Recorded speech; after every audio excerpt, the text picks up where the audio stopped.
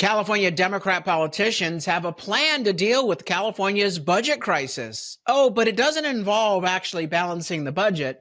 No, no, no. They have a three-step plan. Step one, cook the books. Step two, blame someone else. And step three, raise your taxes. Coming up, we'll tell you all about their budget disaster, what we're doing to offer a common sense alternative budget, and how you can join the fight to restore fiscal sanity in California.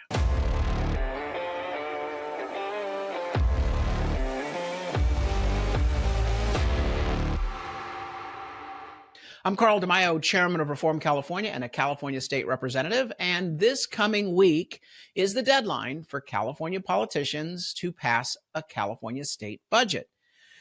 Years ago, 10 years ago, actually more than that, 12 years ago, California voters were bamboozled into changing the state constitution as it relates to how we pass the budget. 12 years ago, they were told, oh, the politicians shouldn't be paid if they don't pass a budget on time. The budget was always late. It was always supposed to be adopted in June, but state legislators always drag things out because at that time, there was a 2/3 vote requirement on the budget, so Republicans could actually be relevant on budget discussions. 2/3 vote meant that the Democrats had to come to the Republicans and negotiate with us, and we would always be pushing back for no tax increases and more fiscal discipline. The Democrats put a very deceptive measure on the ballot to gut that provision in the state constitution. They said, oh, we won't get paid if we pass a budget on time. You know what they're doing? They get to pass a budget now with a 50% vote, which is what they wanted all along, so that their super mega majority could basically pass a far left budget rather than a budget that was tethered a little bit by Republican votes. But they also don't really pass a legitimate budget by June 15th. Really? They fake it? Oh my goodness, isn't that crazy? Yep, they fake a budget. They pass a budget based upon accounting gimmicks, and then they basically come back throughout the year and say, ooh, look what we discovered. Oh my goodness, we didn't know about this. So that's what's happening right now with the budget. They are proposing a budget this week. They're going to cram it through. The media will give them all sorts of accolades for passing a balanced budget, which is just BS. And they won't tell you what's actually in that budget. But we're going to be back in about 3 months or less with the kabuki dance. So let me go through the three-step process that I predict is going to happen. Number one is they're going to pass a phony budget that cooks the books. Second, they're waiting for the Republicans in Washington to pass the federal budget so they can then blame all of the fiscal problems in the state budget on the federal budget, because they need a boogeyman. They need to shift the blame. So they're waiting for the federal budget to get approved, which is later on this year. It's basically September 30th is the end of the federal fiscal year. And they're going to shift the blame to Trump. They're already starting this. It's the Trump slump is why we're in deficit. Oh, bitch, please. You guys have been spending money like drunken sailors far before Donald Trump even stepped foot back in the Oval Office. You've had a multi-billion-dollar budget shortfall because you have been spending radically. But they're going to try to shift the blame, and the liberal media in California will help them do that. And then third, because they will be able to blame Trump, they'll say, oh, and that's why we have to raise your taxes. So sorry, blame Trump for the tax increase. That's the three-step process that's about to play out over the next couple months. Let me share with you what is going on for real in our budget, and you'll understand why it's a spending problem, not a revenue problem, not a Trump problem, a spending problem brought on by Gavin Newsom and California Democrats. First, this slide here is the May revision of the budget. Look at all those bars. Deficits. The blue bars is the annual deficit each year. And it's a deficit each year from 2024, 25, 26, 27, 28. Deficits as far as you can see. We're talking about a $12 billion deficit this year, but it's going to grow to $20 to $30 billion each year thereafter. And of course, the cumulative deficits are the orange bars that continue to pile up. So the first thing you need to understand, deficits as far as the eye can see, which means that we should enact a budget now that's responsible to turn the ship around. Second thing is Their $12 billion budget solution is nothing more than accounting gimmicks. Oh, they say they have 42% of reductions, but most of those reductions are actually gimmicks themselves. They borrow 33%, and they do fund raids of 25%. Oh, all you that are buying the soda cans, anything that, you pay 10 cents on the water bottles, and now you pay 10 cents on wine. Sorry, ladies. Beer, soda. They raid the surplus funds for those recycling fees. Oh, yeah, all this nonsense that they put out there saying, oh, it's for the environment. Oh, it's not for the environment. The cap and trade tax, it adds 35 cents per gallon of gas in higher tax price for the per gallon gas. They're raiding the cap and trade fund. And so when it says fund shifts, that's a lot of that stuff. The borrowing is basically taking out the credit card. But the reductions, you look at the reductions, it's eliminating phantom positions. It's pushing money off to future years, not real ongoing reductions. And a lot of the reductions they're scoring are phantom from the standpoint of, they say, oh, we're gonna curtail enrollment for undocumented people in the Medi-Cal program.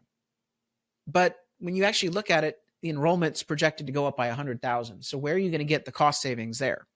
Oh, we'll charge them a premium of $100 a month and they'll drop off. Sorry about this, but you understand that $100 per month for health insurance is a pretty good deal. I think most of them are going to pay that versus drop off. I mean, this is built on absolute gimmick approach to scoring budgets. So we've got a major crisis and no real reductions in the budget.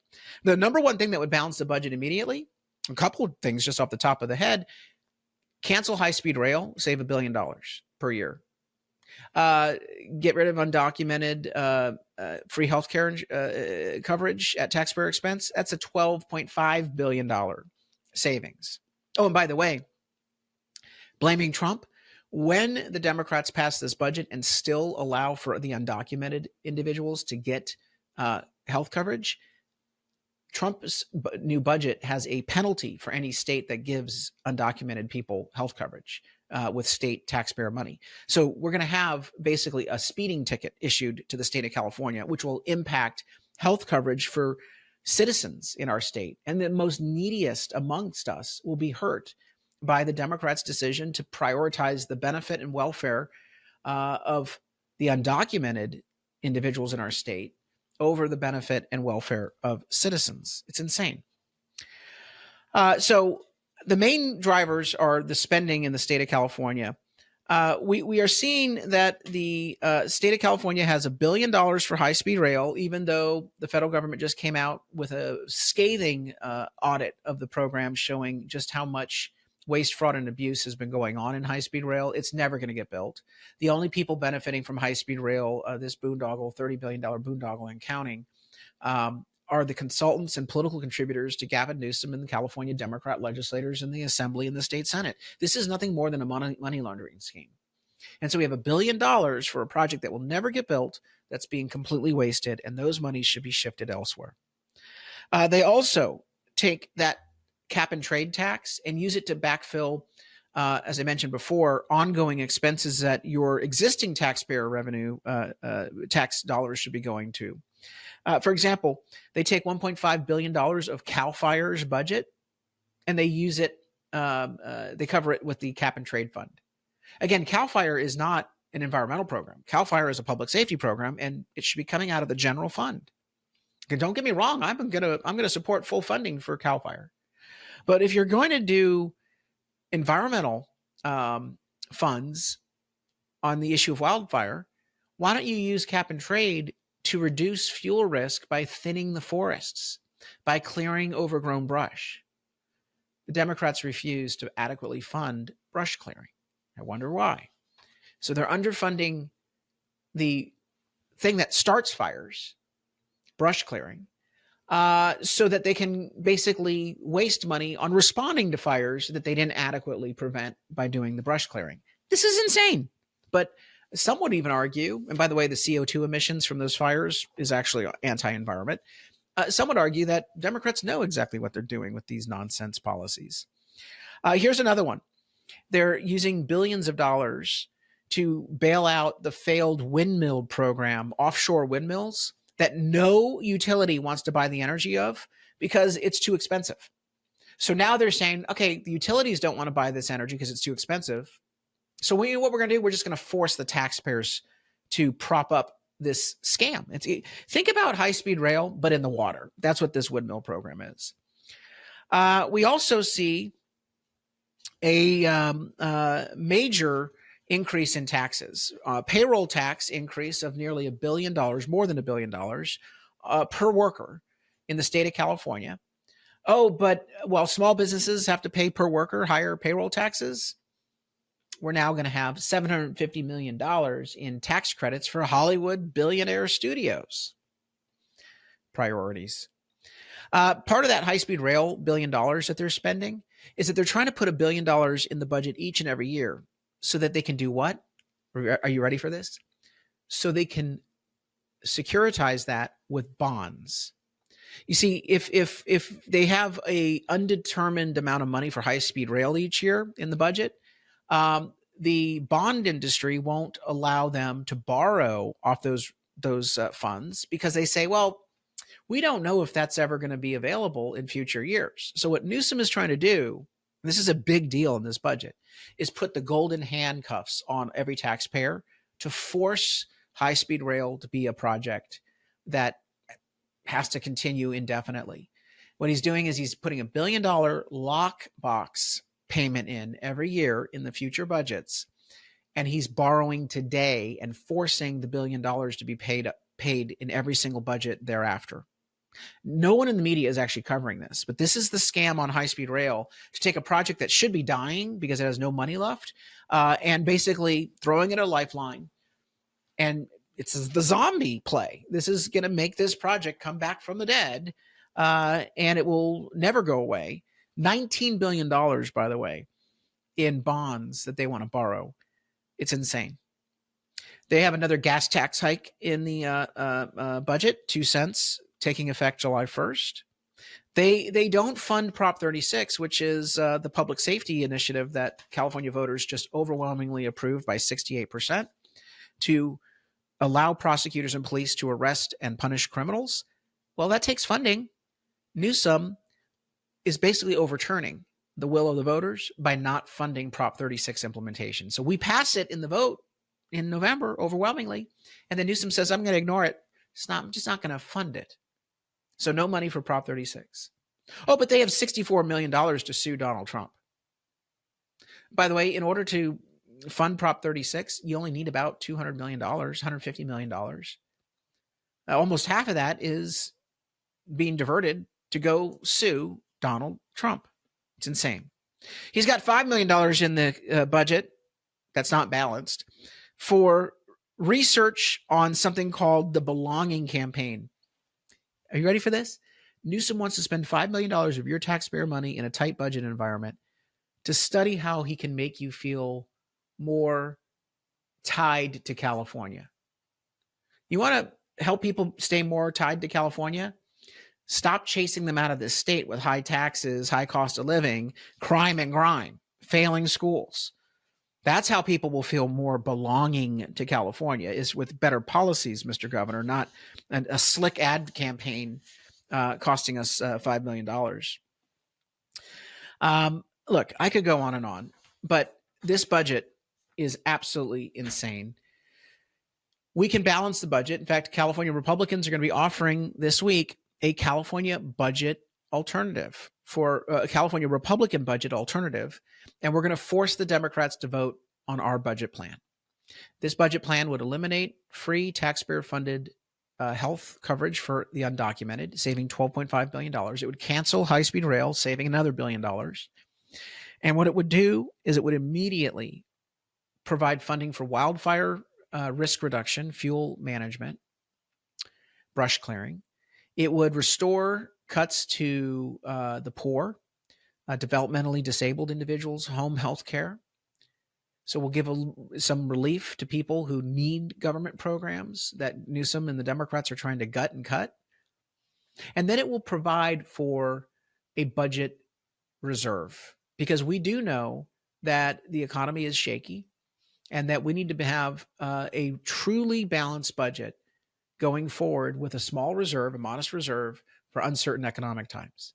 We can pass a budget that doesn't cut services for Californians, that restores funding for important services that Democrats are trying to cut, provides public safety funding, for example, the $150 million needed for implementation of Prop 36. Simply, if we decide that we're going to get rid of a grift program for campaign donors, high-speed rail, and that we're going to put the interests of citizens over the interests of people who shouldn't be here in the first place, the undocumented. This is a common sense budget. It'll get voted down by Democrats, but don't have the media tell you or your neighbor that Republicans didn't offer a plan to fix the problem. We are this week, and we're going to force a vote on it. Share this video so people know what's really going on with the video and that they, with the budget, and that they actually know what's about to come down the pike. You're going to have a gimmicky budget passed this week. They're going to reject the Republican budget alternative. They're then going to wait for Trump to finish his budget. Then they're going to blame their actual deficit, the deficit that they racked up, on Donald Trump. The media will let them get by with that scam, that gaslighting. And then they're going to raise your taxes. Oh, I didn't even get to the tax increases. In addition to the payroll tax, they're looking at all sorts of across-the-board tax increases. Some don't even require a vote of the people. And they're going to say, oh, well, we need to have a tax increase. Trump took our money away. There's nothing we can do. We're in the middle of a budget year. It's a temporary tax. You've heard those words before. Just letting you know this is exactly how this is playing out. We know their scam. We know their playbook. At Reform California, we need your help to continue this fight, to do the budget research, to expose this, to do the show that we have every day here at 5:30, at 5 o'clock that exposes what's going on. Go to the website, reformcalifornia.org. Sign up at the bottom of the website so you're tethered into our growing movement to take back the state from far-left insanity. And while you're there, please consider chipping a contribution to support our work. Until next time, I'm Carl DeMaio, Chairman of Reform California. Thanks for watching, and I hope you enjoyed this episode. But before you click away, please subscribe to this channel and click that notification button so you get updated when we post new episodes. Plus, like this video and share it with your friends so that we can help spread our message across the state. Reform California with Carl DeMaio is paid for by Carl DeMaio for State Assembly.